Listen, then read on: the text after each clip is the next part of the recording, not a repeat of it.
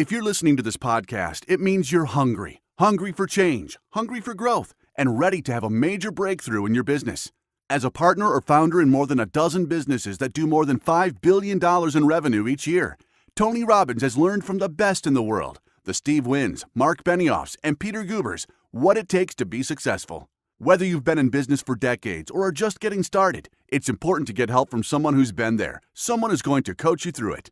That's why Tony is offering a free one-on-one business strategy session from one of his top business strategists, a $600 value. Completely free, no strings attached. If you're listening right now, go to TonyRobbins.com/CEO and sign up for a free session with a Tony Robbins trained business strategist who's helped business owners just like you to overcome their obstacles and set them on the path to success. In a world where 96% of businesses fail after 10 years, you must know how to anticipate and how to take advantage. Take advantage of this offer today.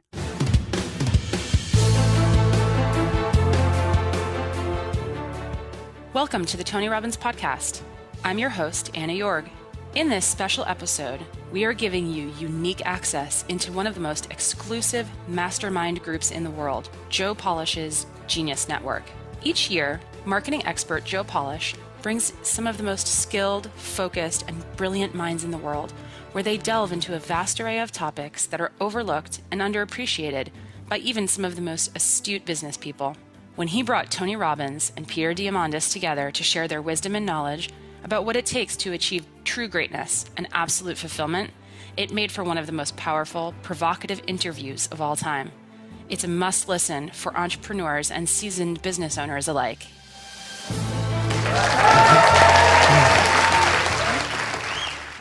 So let me focus in on three things. One is the X Prize, and Tony has been extraordinarily generous as a philanthropist, and a number of you in the room here who are members of our innovation board, thank you for those of you who are part of that, some of our trustees in the room here. And the story there, again, I think you guys all know this, is my 9-year-old dream in myself was wanting to go into space and giving up on NASA being the way I was going to get to go there. And saying there's got to be some way, somewhere, somebody can build a spaceship that I can go on too. And organized a $10 million prize, and as my dear friend Dan Sullivan says, I didn't have the $10 million at the time, but had every faith that I would. It just took me 6 years to find it.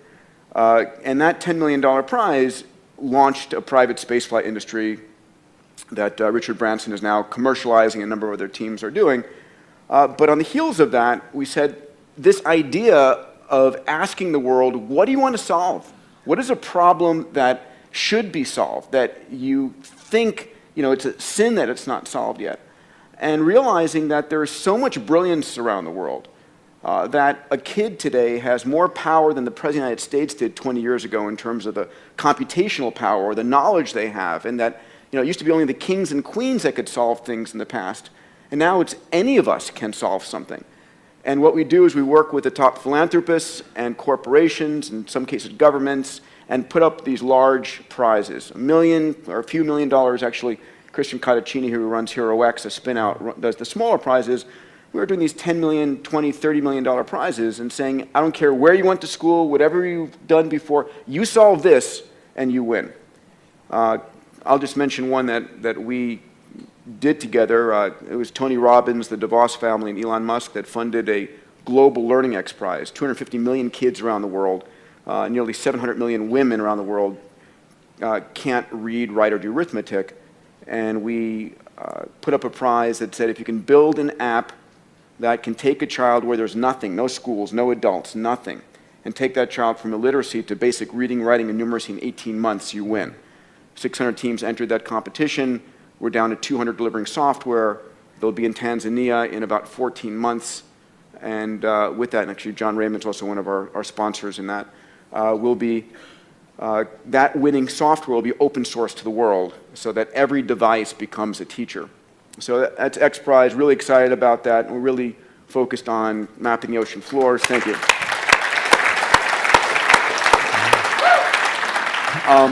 With my dear friend Eric Anderson in the back here, co-founded Planetary Resources. And the concept here is that we think of things as scarce on Earth. And certain things are the beautiful lands that we have, and we shouldn't rape and pillage them. But we live in a solar system filled with resources. And the concept here of planetary resources is we are using the most advanced technology, 3D printed spacecraft, AI on board, sensors that have never flown in orbit before, to go out to prospect near-Earth asteroids, which are rich in fuels, platinum group metals, construction materials. And those same spacecraft, when pointed down towards the Earth, we've just discovered, and we're really excited about this, can actually map and predict the yield of every acre of cropland on planet Earth and really help us feed the planet much more efficiently. So we just launched our first spacecraft. Next one goes up in the first quarter. The last one, which is sort of like, I think relevant to all of us, is the idea that we can all live 30 or 40 more healthy years in our life. And to Dan's point earlier about living to 95, but not 95, living to 195, whatever it might be, we're at a moment in time where we have to realize the software that runs our body, our genome, what happens to you isn't happenstance. It isn't like, oh my God, I happen to come down with that. Your destiny is in your genes. It's also in the environment, all these kinds of things, but, and this is Tony's one of our investors. We created a company called Human Longevity. Craig Venter, who sequenced the first human genome, and Bob Hurry and I founded it together, and it's built the world's largest genome sequencing facility on the planet. We've sequenced more human genomes than the rest of the world combined. And not just the genome, your microbiome, a full body MRI, 2,300 chemicals in your bloodstream, the most massive data set about you. We mine that data to actually help you understand what is going on. It's the most complete information data set in the world. And we've also, just a few of you in the audience here I know are benefiting from this in our health nucleus. We're now actually sequencing cancers to help you know what drug specifically works for you in your cancer, not just for everybody who happens to have that generic cancer. So that's a big one. I think that's something that's going to impact all of us is, making 100 years old and you 60, right? You'll get younger. That's it. Awesome. What are the biggest trade-offs that both of you consider maybe negative in order to do what it is you do? Because you're both, incredibly driven, what I would consider insane schedules, but at the same time, you're making massive contributions to humanity. So what are the trade-offs that you would consider we work our asses off. We do a lot of stuff, but this is what we had to sacrifice in order to do it. If you think of it that way. I think if you think of it as a sacrifice, then you're going to build frustration or resentment. I really don't. If you think it's a sacrifice, you shouldn't do it. I think the challenge is that most people have this illusion about life-work balance. And I think that's if you're going to accomplish it, it's what people are laughing because right? What's true is life-work integration. So I was just in 7 countries, 21 days, but who's with me is my family, who's with me is my friends, and I've done well enough to have a plane and bedrooms and all that kind of cool stuff makes it, but when I didn't, we huffed it together, and in the beginning days it was coach and dragging ourselves around, but I thought it was great for my kids to have schooling, but I thought an education was more valuable, and traveling the earth was a part of that. But we're in the middle of this crazy schedule, but it's not work, it's a mission. When it's work, it's that. I always ask people, I said, how would you describe what you do? And people, I say, is it work, is it career, or is it mission? And most people, of course, say it's work, and that's exactly what it is. It's heavy. If it's your career, it gives you something more. If it's your mission, it doesn't wear you out. It brings energy to you. It's fulfilling. And if you can tie your mission in with the people that you love, it's pretty cool. There's some people in this room that are my friends. I see Dean here in the front row here, and it's like we're all on this mission, and we find time to connect and be with each other and have a blast with each other, but we're sharing about things that matter. I'm not a person to go to a party and go in the corner and chit chat. It's like, you want to talk about something deep? Let's rock. You don't? let me go home and be with my family. Or, let me go do something fun, some of that nature. If you can combine your mission with your family, combine your mission with some of your friends, then you're going to accomplish 1,000,000 times more. But if you think it's a sacrifice, don't do it, because then all you're doing is you're going to have resentment later on or frustration later on, and then you really aren't contributing because you're trading off. You're not giving. No. Great. I think I'm a 9-year-old kid. Those of you who know me know I'm a 9-year-old child in my body, pinching myself every day that I get to do. It is extraordinary. I would not want to be doing anything else. There's hard work, and it's like I'm pushing myself more than anybody else, but I love it.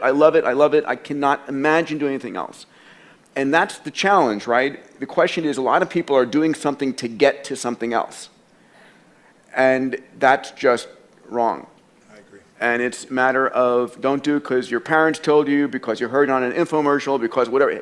Do what is your highest calling in life and love it. And so I don't work at all. I really don't work. Dan has told me to get rid of it, and so I get rid of it. Well, this room is filled with some very high achievers. And obviously what I wanted to derive from you guys is just some insights, some how-tos, some what it is you do to just give them, perspective and stuff. And I carefully chose some questions. And this one is, you're both masters at achieving what most people consider impossible. And I mean, really, like what you guys do, most people consider absolutely impossible. So when something is considered quote unquote impossible, how do you reframe it so it becomes possible in your mind? And how much of that is mindset? Well, I think impossible is not a fact, it's an opinion. When someone tells me it's impossible, I always just look at them. Anybody around me knows that they can't do that. So that's part of it. But if they didn't know me, it's your opinion. Then they'll say, no, science shows. And I say, yeah, and how many times has science showed something's impossible? Now science shows it's possible. Things are impossible until somebody does it. And so I find that, most of your business people, you look at businesses and what does it take to make a business grow? It's not impossible to make a business grow. A business has been shrinking for a long time, or it's been stuck. The real problem is always, the chokehold is always the psychology and the skills of the leader. Always. And 80% of that is psychology and 20% is the mechanics. Like if you don't know how to read your financials and you're trying to fly the plane of your company, I mean, come on. If all you do is go down and you look at profit and loss and you see what it is and you have a beer, either way, you either celebrate or you get depressed, something, you're going to be in trouble, right? But if you have the skill sets, that's one thing. But you can get any skill set if you have the psychology. And anytime a business is not growing, it is not because it's impossible. It's because they aren't innovating, and they're not innovating because they're believing it's impossible. I mean, if we all know what does it take to transform, I always tell people it takes 3 things to create a breakthrough in anything, in your personal life, in your business, anywhere. You need a strategy. But that's not the first place you should look, and it's the first place all of us look. Me too. It's our inherent thing. You want to lose weight? Well, how do I do it? I want to grow my business. How do I do it? It's instinctive. We've been trained to think that way. But the problem is the how-to is usually not that complex. I mean, come on. 70% of America is 75% of America now is overweight. Is that because it's so complex how to be fit and strong? Right? Only the 1% know the answers. They hide it from you. You have to work your ass off to not hear what it takes, right? And so I remember I went to a TED Med Center and I watched about 12 doctors, one after another, get up and do these stories about how we could just get patients to take their medications and trying to figure out the whole thing. And I was just looking and going, you're all talking about strategy and you've forgotten psychology. Because strategy is wonderful. I'm a strategist. I spent my whole life figuring out strategies. As we both know, a strategy could save you a decade, right? In business, strategy could save you, it could make the difference between success and failure. But most people have strategies available, or they could get them, or you could create them. But the problem is you got a story. And your story is why it isn't working. And the story is, I've tried what? Everything. If you tried everything, you'd be fit, right? If you tried everything, you'd be profitable. If you tried everything, you'd be there. But people say it, I'm big boned. That's what I used to say. I'm still big boned, but I'm 38 pounds lighter than I was 25 years ago, and I've never gained it back, right? When I was big boned, that was my story. All the good ones are gone. That's why I'm not in a relationship. Or they're gay and I'm not, or I'm gay and they are, or whatever the story is. There's always a story. And what I tell people is, if you can just divorce the story of your limitation and marry the truth of your unlimited capacity, then the whole game changes. But it's hard to do that because when you're in your story, you don't even realize it. So you need a third piece for a breakthrough, and that's really what my life's about, which is changing people's states. Because in a different state, we're different people. Can mean people be nice? Yes or no? Yes or no? Of course they are, when they're in a nice state. Can nice people be mean? Sure, they get a mean state. So really learning to train yourself to be in an ideal state where the best of you comes out for yourself, for your family, for your mission, for your world, for your coworkers. To me, that's one of the most important decisions in life to make. If you ask me, out of all the people I've met, all the things I've seen, what creates a magnificent life? Everybody has goals and dreams that are different. Some people want, picket fence. Some want to make $1 billion. Some, want to have this huge breakthrough in technology. Some people want to write beautiful poetry. Whatever is right for people is what I want them for themselves. I don't want them to be like me or you or anybody else. I want them to have their dream. But to have it, you need 2 skills. You need, number 1, to have the science of achievement. It's a science. You have to know how to take your vision and make it real. And most of the people in this room have already figured that out. And this guy sure as hell has, and you have, and I have. So most of us know, and we can all refine our skills in that area. But we know how to take what we dream about, make it real. And if you don't, you can learn from somebody who does. The simplest thing is get crazily hungry for something. We all know when you get so hungry, so desirous, your brain starts coming up with answers. And then it's massive action, but effective execution, which is all modeling, which is, I assume, what this is about. Find the best example, compress the time. Let someone else take 20 years to figure it out. You do it in 2 weeks or 2 months or whatever the period is. We should all be standing on the shoulders of the people around us instead of reinventing the wheel. And then there's this thing called grace. If you work your ass off, you're totally focused, you're trying to serve something larger than yourself, and you really are executing what works, you need a little grace. You might want to call it luck if you prefer, God, the universe, but it's there. And we can all achieve. But I think the more important skill, if you ask me, is to have an extraordinary life is the art of fulfillment. And it's an art. It's not a science.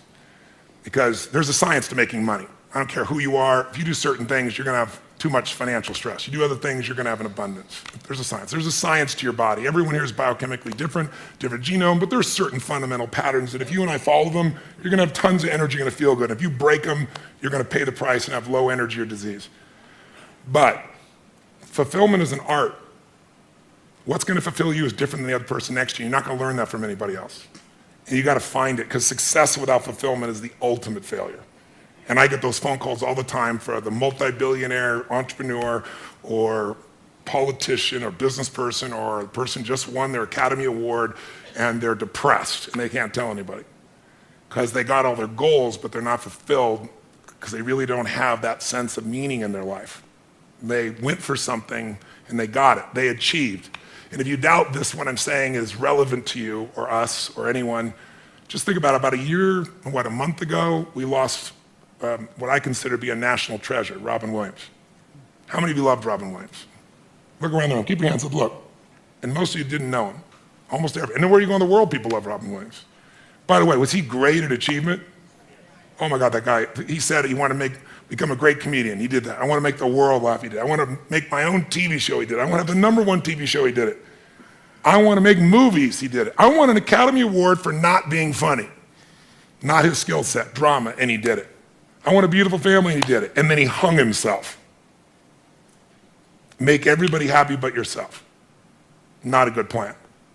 So if I had a gift to give you, it would be maybe make a different decision. And the decision is that no matter what happens in your life, you're going to live in a beautiful state. A beautiful state. And that could be happy, that could be grateful, that could be being generous. Those are all beautiful states, aren't they? It could be curious. It could be fun, it could be playful. You're not limited to one state, but it's different than suffering. And most people's suffering, and all suffering I've ever seen, I've traveled to 100 countries, I've dealt with presidents of countries and presidents of businesses, CEOs, I've dealt with people in prison, I've dealt with, you name it, average people. Suffering always comes because you're obsessed about something related to you. You can only be depressed if you're focusing on yourself. You say, no, I'm depressed because it's my kids and they're not doing well. No, you're depressed because you feel you failed your kids. It's about you. It's about how you think what you should have done or shouldn't have done or what someone did to you or didn't do to you in the past or the future, which don't even exist. So I have a simple goal. My goal is help people make a decision that says, I don't know what's going to happen. You might get a divorce, even though you don't think so. You might find a member of your family with cancer. You might have your house get burned down or have a tornado go by, and if you live in the same place, it happens every 2 years and you move back, we should talk, but some people seem to do that for some reason. You can't control those things. I can't control those things. I don't want those to happen to you or anybody I love or anybody who's even a stranger to me, but they're going to happen. True? Not positive things, just the truth. So if that's going to happen, I say make a decision now that says, I'm going to live in a beautiful state and I'm going to find beauty in whatever life brings me. Because life is too short not to. I see a little buddy over here named Sean. I remember when I got a phone call from the Make-A-Wish Foundation saying, a young man is about to die and he wants to meet you. And he came to a seminar and then I took him out afterwards. And at the time, if he coughed too much, They said, you can't grab him. I said, I want to take him across the fire. They said, take him across the fire? I said, if he coughs, he'll break a rib. I said, I'll be really gentle. We're going to do this thing. And he did it. And then afterwards, I sat down with him and said, man, I don't have the answers, but if your body is, you're just coughing and it's going to make you break a rib, your body is so acid. I said, you should get alkaline. Let me put you together with a doctor. How many years ago was that? From 36, I was 19. You were 19 and you're now 36. I like seeing you here, so brother. Give him a hand. He's a beautiful man. He's a beautiful man.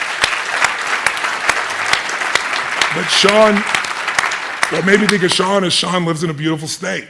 He could be complaining and whining. What does he do? His whole life is not about himself. That's why he's so happy. He doesn't live in himself. He lives outside himself, serving things he loves. He still takes care of himself, and he's funny. He likes to seduce women and things like I can't talk about right now, but... Oh, you're married now? Okay, well, good. I'm glad to hear it's about frickin' time. All right, Sean? It's good to see you grew up. Now, the bottom line is this young man over here who now is at a different stage of life, he's always been who he is. I think he lived because he lived for more than himself. I'm sure he felt pain, but we only suffer when we think about what's being done to us or what people are going to think or what they should have done or hadn't done, and you can't control that stuff anyway. I mean, why be pissed when people are going to do it? Are people going to be mean? Yes or no? Are people going to be unfair and unjust? Yes or no? Are people going to be beautiful and generous? Yes or no? You just never know when that's going to happen, so might as well enjoy yourself along the way. And I suggest today, if you want, if there's any gift I came by to give you, it's to tell you what you know already, but get you to make a decision about it. To actually decide, I'm going to live in a beautiful state. That doesn't mean I don't get angry or tired. Suffering arises and you end it the moment you go, I'm thinking about me. If I do this, I'll always be suffering. The human mind is always looking for what's wrong. The human brain is not designed to make you happy. It's designed to make you survive. Happiness, that's your job. And you only get it if you draw a line in the sand. That's how it's going to be. And I can tell you the few people that do it, I know a few people that have done it, they have magnificent lives. And when you're in a beautiful state, the best ideas come in. This man lives in a beautiful state. Every time I talk to him, I love seeing Peter. Peter's just always on fire about something. But notice, he's doing unbelievably well. There's nothing wrong with that. But almost everything he's doing is about more than himself, and so that's why he feels so alive. He's not suffering an ounce. He's in ecstasy. He's not lucky. He's living life a certain way. It's a beautiful way. I'm honored to have you as a friend. Thank you, brother. How many met this man before and he was in a wonderful state? Let me show your hands. I don't think I've ever seen him not in a wonderful state. I've seen him have some painful, challenging places, but he doesn't stay there. And look what he's able to create because of it. He is a 9-year-old boy who's on fire. He's on fire to light the world on fire with what's possible. It's a beautiful thing. I honor you. So the contribution I'll make, thank you, Tony. And I think it was about impossible and mindset and so forth. Yeah. Is the reality is there is very little that's impossible, period. It just is. And your mindset, as soon as you say something is impossible, then you shut down every possibility for solving it, right? And we all know this. And the challenge is that it's really hard not to be in that state because we get thrown stuff all the time. And what I want to share with you is an experiment, which is to say, okay, not only how do I make it possible, but how do I actually go 10 times bigger? And you've heard me speak about this, moonshot thinking, bold thinking, whatever the case, whatever terminology you want to give it. And most of us in our life are trying to make a 10% improvement. And we know this. I'm trying to increase my revenues by 10%. I'm trying to reduce my sales by 10%, save 10% more of the lands out there. Whatever it truly is, we all have this sort of beaten into us by life and by the rest of the universe that you can make these small incremental improvements. But the fact of the matter is that there are those in the world that go 10 times bigger. And every one of us can be that. And as soon as you say, I want to not only solve this thing, but go 10 times bigger in my work, in the things, and can I say this, in something that you're truly passionate about, not just about earning a little bit more money. I mean, it really should be in something that you care truly about, that is bigger than yourself, that is impacting the world. As soon as you try and go 10 times bigger, 3 magical things happen. Number one, even if you have no idea how to solve it, no idea how to get there, you'll be amazed at what you come up with. And what's interesting is our legacy, our past, anchors us to where we are today. And you have to let go of that. You truly have to let go of all the stuff in your past, what you thought you'd done, all of the, the infrastructure that you've built to let yourself go. When Elon Musk built Tesla, the reason Tesla was such an amazingly better car is he didn't have 100 years of Detroit to hold on to. He started with a clean sheet of paper and imagine what could be. The second thing is when you try and go 10 times bigger versus 10% bigger, it's 100 times the value proposition. And it's never 100 times more expensive or 100 times harder. And so you get this increased capability. And then the third thing is when you try and go 10 times bigger, to solve a problem 10 times bigger, you've got to reinvent stuff. You have to actually go and figure out, okay, I have no idea how I'm going to solve that, but you're going to start to reinvent things. So when Eric and I were working on, asteroid mining, we had to reinvent. We had to have, so much computational power on board the spacecraft. We had to come up with brand new sensors and hyperspectral and midwave IR that didn't exist, had never been licensed, because these spacecraft were going to be operating at 200 million miles away, and that forced us to come up with new kinds of capabilities that were not currently possible. And you'll be amazed what those capabilities that you create in your business, in your life, enable you to do. And so there's this massive benefit, this payoff, this dividend that comes from expanding your mind and not being anchored to the past. And so I think that there are very few things that are truly impossible. I think that impossible is a state of mind. And I'll say one other thing. The people in your life are part of that anchoring. And so how do you anchor yourself with a new set of people? Right? I'm looking at my dear friend Naveen Jain here, with whom we've opened up X Prize India and are really working on solving women's and girls' issues in India and providing abundant drinking water in India. So how do you surround yourself with amazing people who live in the state of anything is possible? I'm blessed at X Prize, at Singularity University, at HLI and PRI. I live that constantly. And so how do you do that? Where are you doing that? What is your nothing is impossible community? Here. It is truly here.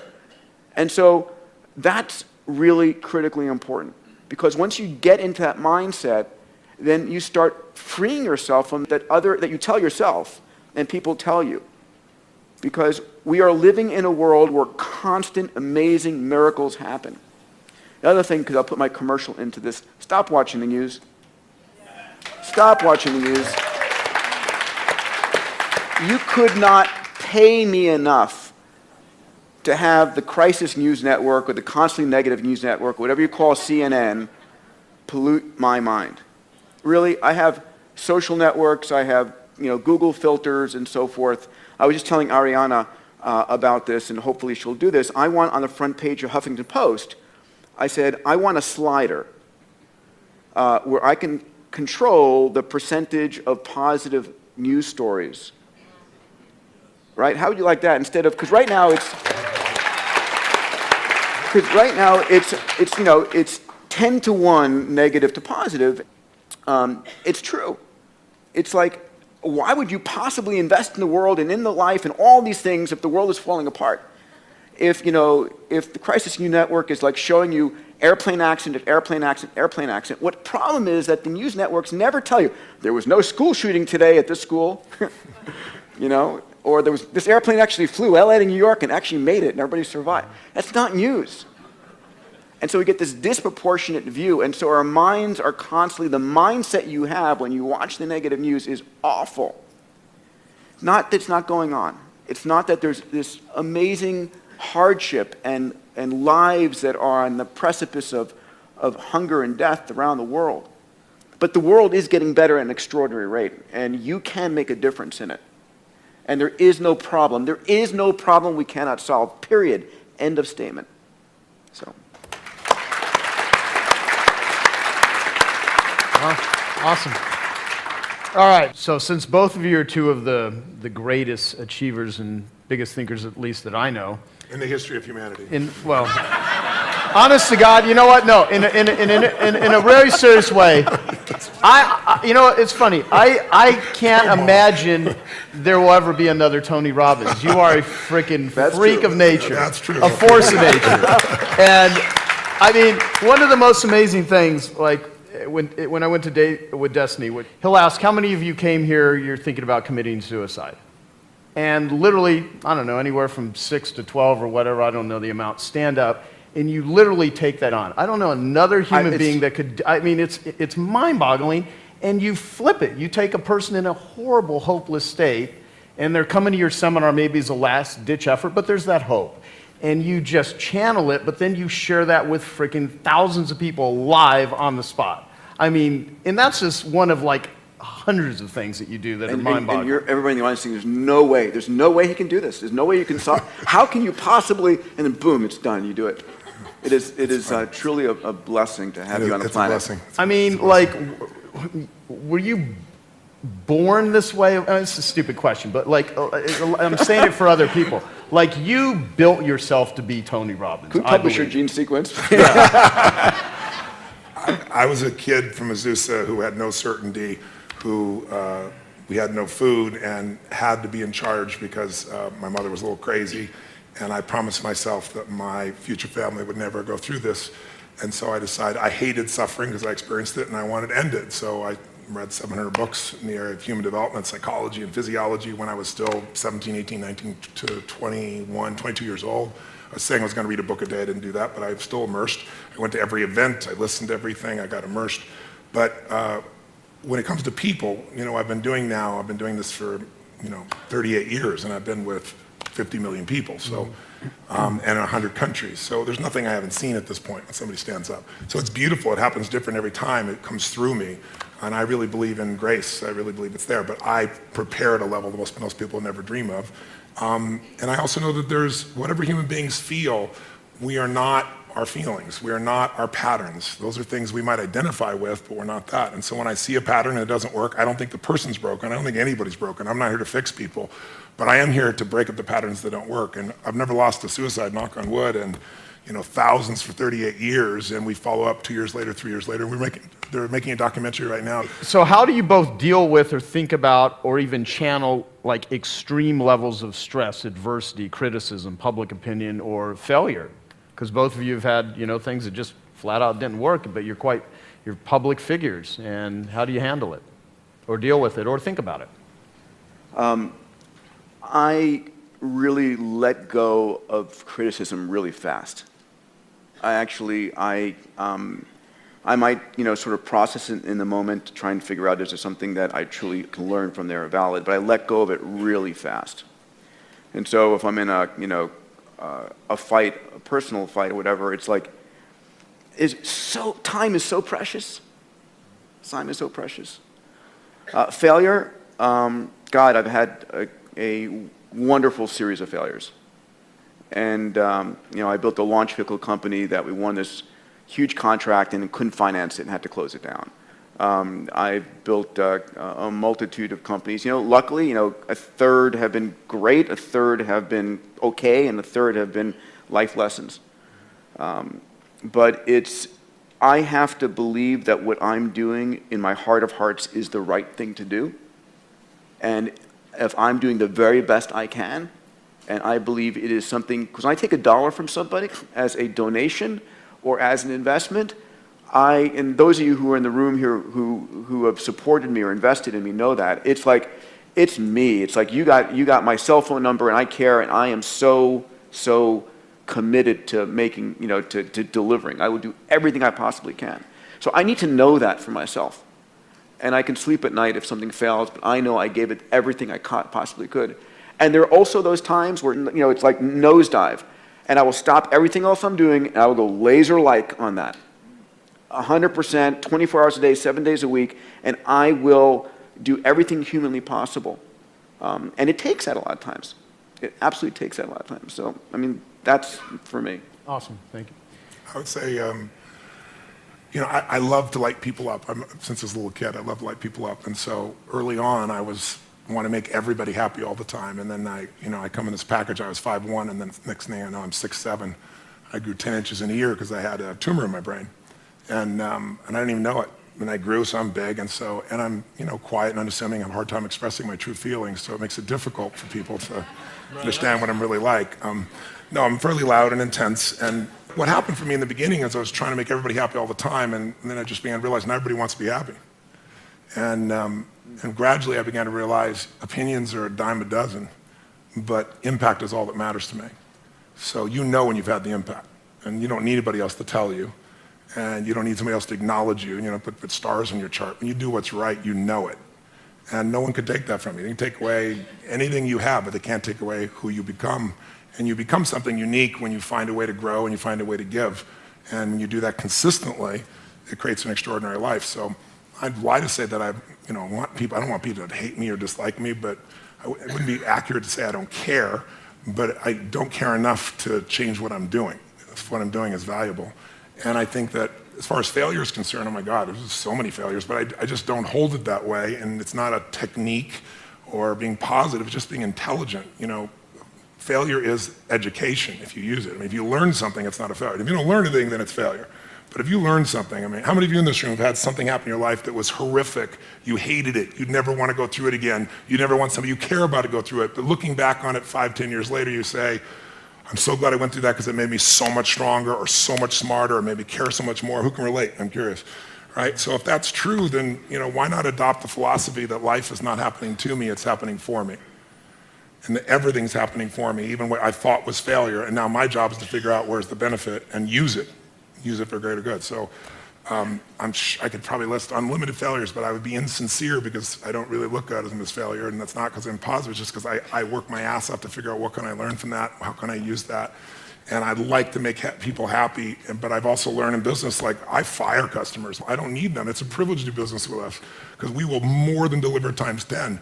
And so I teach my team, and it's so rare we have to do it anymore, but you fire a customer and you say, listen, we're not going to be able to meet your needs clearly because are there people out there that no matter what you do, they're going to be unhappy, yes or no? But why are you doing business with them and taking the life energy of your organization from it? I get rid of them so fast, and then they always want back in, and I never let them back. Never. And then when they become a public hanging and other people go, well, this is how you play here. Because in the world of the internet, we've lost any form of kindness. People say things that are the most harsh, horrific thing, and the stuff people write. And all it is people who feel insignificant, who would never have the guts to say something to your face, but we've created an environment where it's tolerated. And so I think reversing that is really important. You have to define your environment, your business, your world, your family, because we all get what we tolerate. I won't tolerate it. I'll give my soul to a stranger, but I won't tolerate somebody being abusive to any member of my team or to people in my audience, or to me, certainly not to my family. And you get what you tolerate, you gotta decide. And you also get what you tolerate in yourself. And I think if you can look at what you're tolerating yourself and say, I'm not gonna tolerate that anymore in myself, then it's easier to lead other people. If you're just telling other people you won't tolerate, they'll look at you and go, yeah, you don't tolerate, but look how you are. And you don't have to be perfect, but people see how, you don't have to know who I am, you don't have to watch my lips move, you can see how my feet have moved for 38 years, that's Tony Robbins.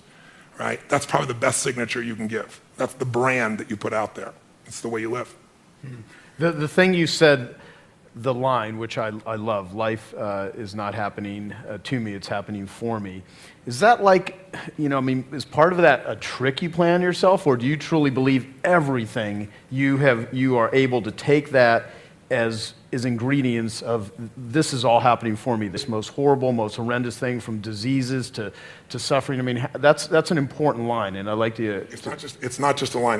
There's a woman that I just saw that I'd met 15 years ago, and she just showed up at my seminar, and she was suicidal because one of her daughters had gotten sick, and she brought her to the hospital, and the doctor said she brought her home and the child died. And she was going to kill herself, and she had 3 other kids. So I really, truly had to work with her, and I remember working with her back then. I looked it up because we have all stuff I've ever done on film. And I asked her, I said, what are your spiritual beliefs? And she said, I believe everything happens for a reason, and all that stuff. I said, so you're going to abandon what you believe spiritually because life didn't turn out the way you want right now? She said, no. I said, if it's the truth, it'll be the truth when it's painful, it'll be the truth when it's pleasurable. So I would lie to you to say, oh, I jump up and go, oh, this is happening for me right now. I don't do that. I think, what the hell's happening? Why? And then I catch myself and I go, there's some good in this. And my core belief, my real core belief underneath that is, everything I've ever been able to help people with is because I've faced some portion of it. If I, have to face a divorce, I decided I needed to go through a divorce and I didn't want to. No one takes you to pick your partner after 14 years. It was the most horrific thing in the world, but I thought, if I can figure out how to do this elegantly, intelligently, lovingly, no matter what the other party's like, then I can help anybody else. If I've had several businesses over the decades that were, near the verge of bankruptcy. I had a resort in Fiji and there was a coup, it's kind of inconvenient, and I'm losing $1 million a month, and it's like, and I didn't have $1 million a month to be losing at that time, just I wanted to create this great place for people. But it's like, in the midst of all those elements, I'd come back and say, if I can figure this out, I can help any other business. So almost all my skills have come because of something I had to solve in me or help someone else solve. And my view is, if I can figure it out for me, I can help millions of people. And so that makes the problem inspiring, as opposed to the problem being, why did it happen to me? Because we're all going to experience problems. I mean, the only thing that we all have in common is everyone here is going to experience severe pain. I don't care how rich you are, money is not going to create immunity to pain. Suffering, you can get immunity from the decision I told you about. But we're all going to have problems. We're all going to have challenges. The only difference is, what the hell are you going to do with them? And if we just deal with our own problems, they get really boring, and some people need problems to have drama in their life to cover the fact they're not doing anything. But I think it's much more interesting to solve it and move on and help other people do the same, because you've actually done it, not because you talk about it. Yeah, gotcha. What I love is Robin Sharma, who we did a call with. He's in the room. He has this thing, the 5 a.m. Club. A guy named Hal Elrod wrote a book of Miracle Morning. You do priming in the morning. I'd love to hear what you guys feel are your best rituals, or what it is that you are doing that just massively impacts you to be as effective as both of you are. If there's something simple or something that you just do that makes your life work, starting, be it a morning ritual or just anything that people here could do. Does watching cartoons with my kids at 7 a.m. count? No, that may be accurate. It's for me, it's anchored in my desiring to make the impossible stuff I set out happen, right? It's anchored in this infinity challenge. I'm never bored. These problems I've taken on with an amazing group of people are all sort of infinite, and there's no getting there. So for me, they're my guiding stars. So it's like, okay, what am I going to do right now to move the game forward this day? I wish I could say I was a great meditator or yoga person or so forth, and that will come, but not right now. For me, it's just it's dedication to the child inside me and what I care deeply about, which is making these succeed. And ultimately, it's trying to be clear about what I'm enjoying doing, right? It's surfing the stuff I love versus, this is work. I'm probably not good at this work. Who else can I find that can do it? And doing the stuff that I truly love better, and doing more of that.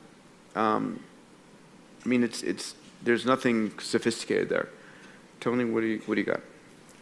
Well, I think anyone who succeeds has something that they aspire to. There's a mission, there's a direction, there's a desire, and they bring it up regularly. And you do that, even though you say you don't do it in a sophisticated way. Attacking the human genome and figuring out how to get meteors to feed you what you need is a fairly large vision, somewhat sophisticated. Mine's really simple. Mine's simple is I believe that the body is the place that drives the mind the fastest. You can go inside your head all day long trying to resolve things and make excuses or freak out, but I learned early on in my life that in order to make myself do things, I had to trigger this body to feel strength and to know that when I say something, I mean it.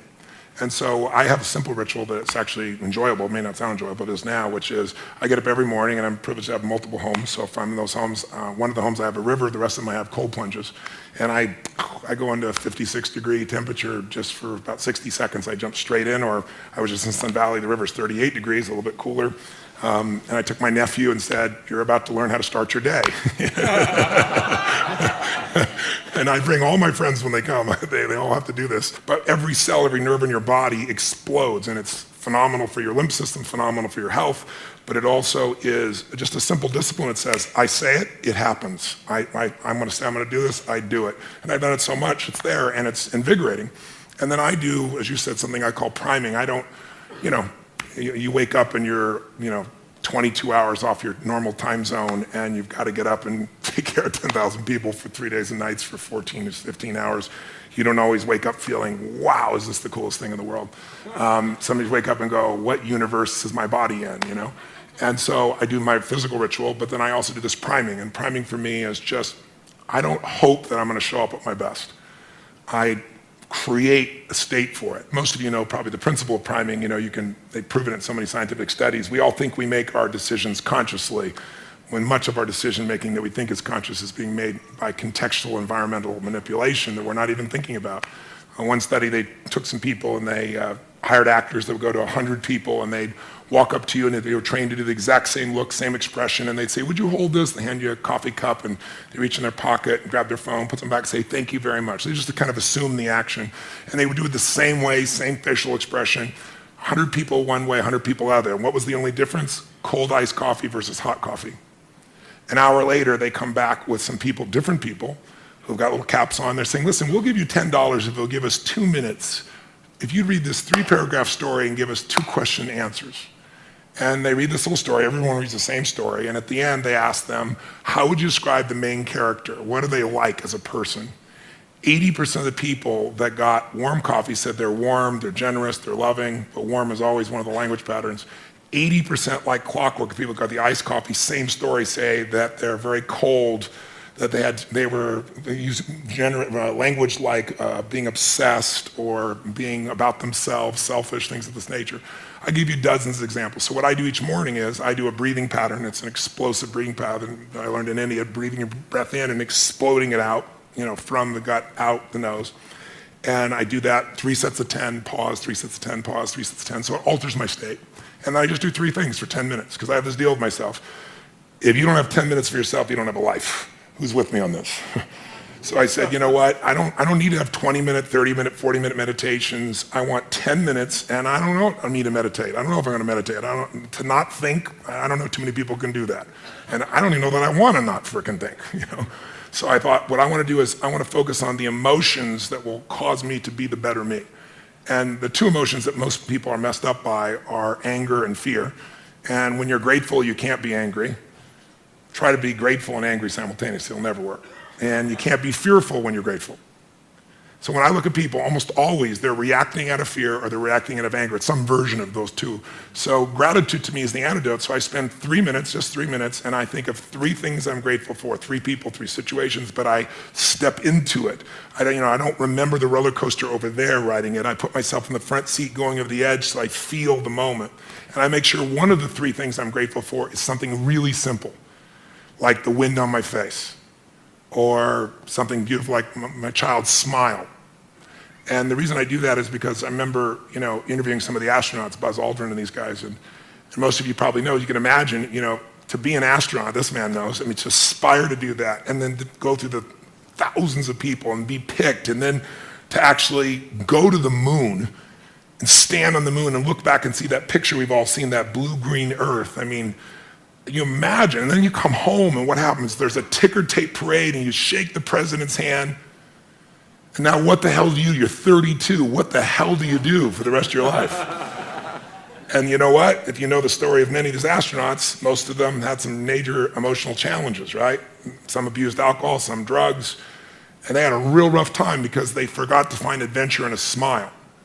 They thought the only way to do is go to the moon. So I trained myself to make sure not just the big, beautiful things that are part of my life, but the little things. And so I feel that for 3 minutes. Then I do 3 minutes of a blessing, corny as it may sound. I imagine life, God, energy coming into my body, healing every muscle, every nerve in my body, strengthening everything that needs to be strengthened, strengthening the best of me, my passion, my love, my generosity, my creativity, my humor, my love. And then I see any problem that needs to be solved just being solved, because otherwise I tend to think I got to do it all. And then once I feel that fully, and that energy comes through me and back through me multiple times, then I do a circle of my intimate family, my kids, my wife, my friends. This little character over here is one of my list. And I just circle out all the way out to my clients.